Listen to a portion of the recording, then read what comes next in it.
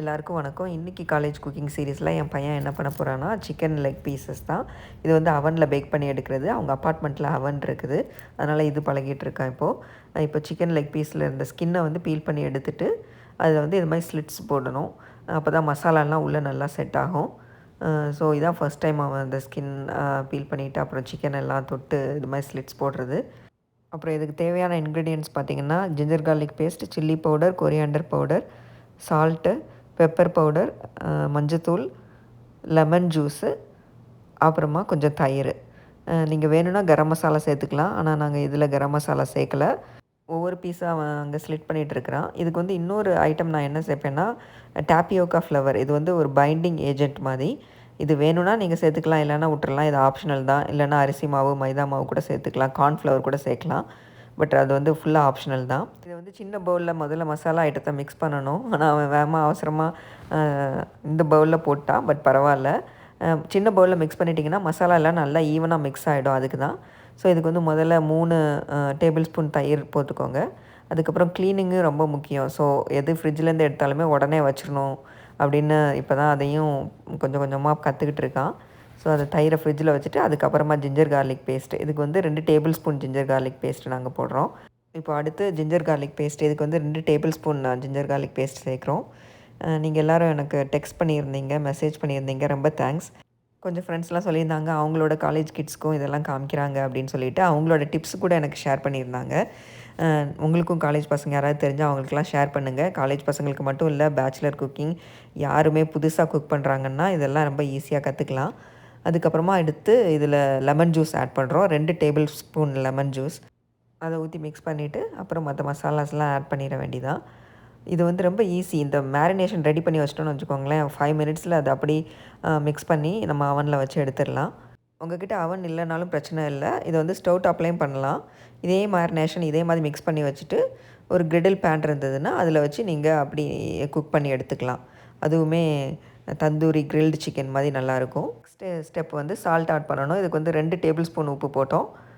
அங்கே ஒரு டிப்பு நான் என்ன சொல்லி கொடுத்தேன்னா 1 டேபிள் ஸ்பூன் இல்லை 1 டீஸ்பூன் சில்லி பவுடர் போடுறோன்னா அதுக்கு வந்து double the amount coriander powder போடணும் அப்படின்னு. ஸோ இப்போ வந்து பெப்பர் பவுடர் 1 டேபிள் ஸ்பூன் உங்கள் காரத்துக்கு ஏற்ற மாதிரி போட்டுக்கோங்க. நாங்கள் 1 டேபிள் ஸ்பூன் போட்டோம்.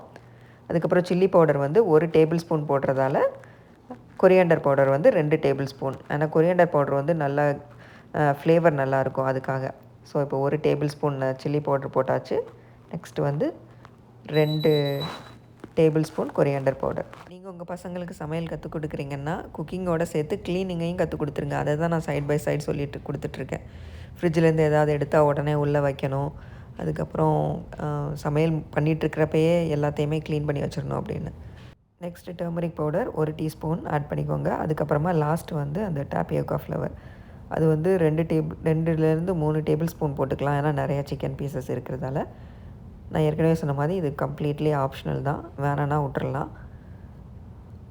மைதா மாவு அரிசி மாவை விட இது கொஞ்சம் ஹெல்த்தியாக இருக்கும் அப்படிங்கிறதால என் சிஸ்டர்லாம் தான் சொல்லி கொடுத்தாங்க. இது பைண்டிங்கும் நல்லா ஆகும், நீங்கள் போட்டதே தெரியாது, அது மாதிரி நல்லா பிளெண்ட் ஆயிரும். நெக்ஸ்ட் ஸ்டெப் வந்து இது எல்லாத்தையும் நல்லா மிக்ஸ் பண்ணிக்க வேண்டியதான்.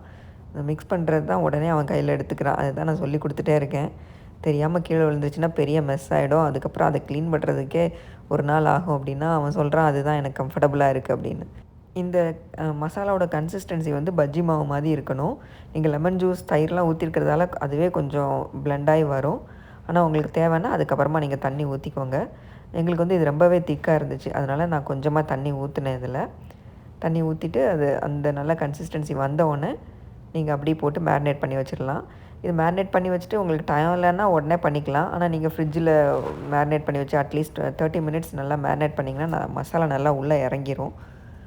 அதுக்கப்புறமா இது ஃபைனலாக நாங்கள் வந்து இந்த கசூரி மேத்தி ஆட் பண்ணோம். அது ஆட் பண்ணால் ஒரு மாதிரி நல்ல ஃப்ளேவர் நல்லாயிருக்கும். இது வந்து ட்ரைடு கசூரி மேத்தி இந்தியன் ஸ்டோரில் எல்லாம் விற்குங்க.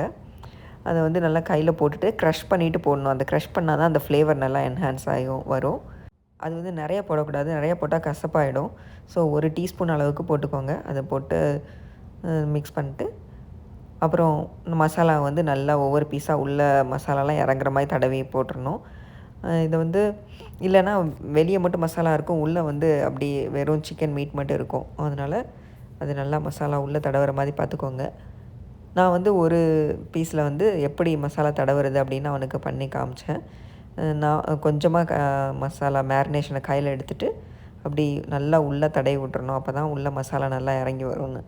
அவன் இருந்துக்கிட்டு என்னால் ஒன்று ஒன்றா அப்படி பண்ணிகிட்ருக்க முடியாது அப்படின்னு சொல்லி ஃபுல் பவுலையும் எடுத்து ஊற்றிக்கிட்டான். மிக்ஸ் பண்ணுறது, மேரினேட் பண்ணுறது, மீட் மேரினேட் பண்ணுறது அதெல்லாம் கொஞ்சம் நல்லா தெரியுது. இது ஸ்கவுட்டில் அதெல்லாம் கற்றுக்கிட்டது. ஸோ ஸ்கவுட் வந்து லைஃப் ஸ்கில்ஸ் தான். அது ரொம்பவே யூஸ்ஃபுல்லாக இருந்துச்சு. இதை வந்து ஓவர் நைட் மேரினேஷன் பண்ணி வச்சிங்கன்னா இன்னும் நல்லாயிருக்கும். நல்லா ஜூஸ்லாம் உள்ளே இறங்கிடும்.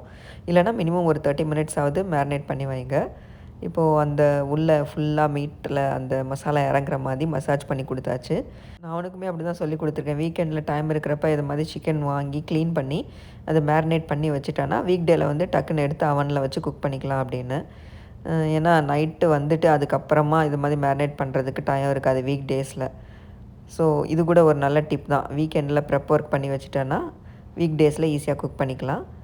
இப்போது அந்த மேரினேஷன் முடிஞ்சிருச்சு. நாங்கள் இதை வந்து ஒரு 1 ஹவருக்கு மேரினேட் பண்ண போகிறோம். அதுக்கப்புறமா பேக் பண்ணுறதுக்கு 375ல் பேக் ஸ்டார்ட் பண்ணிவிட்டு ப்ரீஹீட் ஆன உடனே அதை வந்து அரேஞ்ச் பண்ணிட வேண்டியதான்.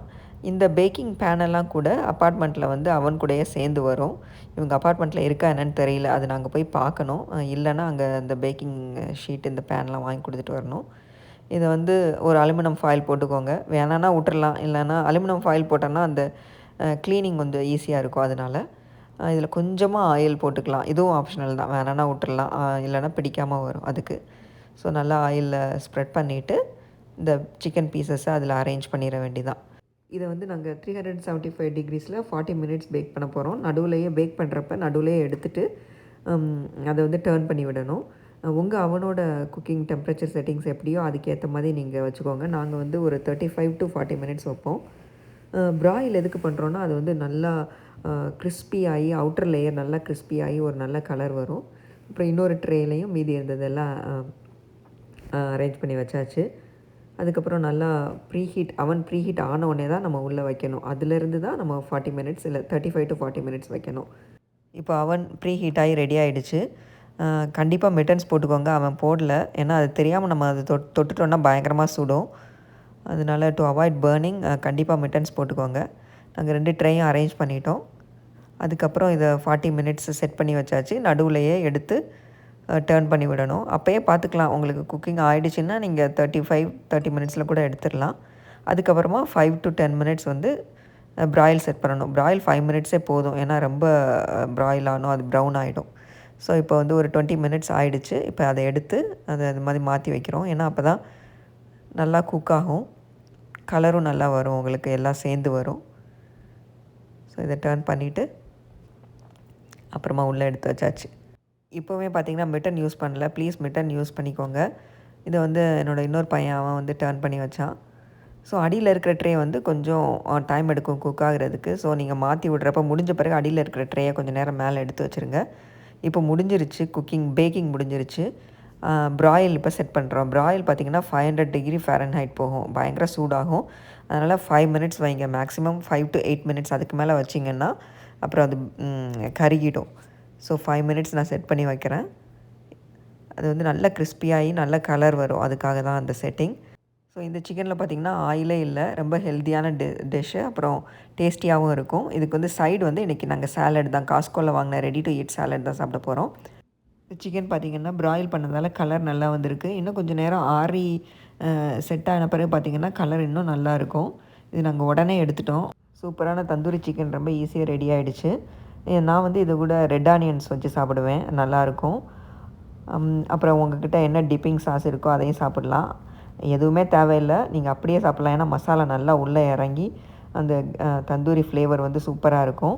அதுவும் நம்ம ப்ராயில் பண்ணதால் அந்த லைட்டாக அந்த ஸ்மோக்கி ஃப்ளேவர் வேறு வரும். அதுவுமே சூப்பராக இருக்கும். பசங்க வந்து இன்றைக்கி காஸ்கோவில் வாங்கின அந்த டிப்பிங் சாஸ் அதை ஊற்றி சாப்பிட்டாங்க. தேங்க்ஸ் ஃபார் வாட்சிங். இந்த வீடியோ பிடிச்சிருந்ததுன்னா லைக் பண்ணுங்கள், சப்ஸ்கிரைப் பண்ணுங்கள்.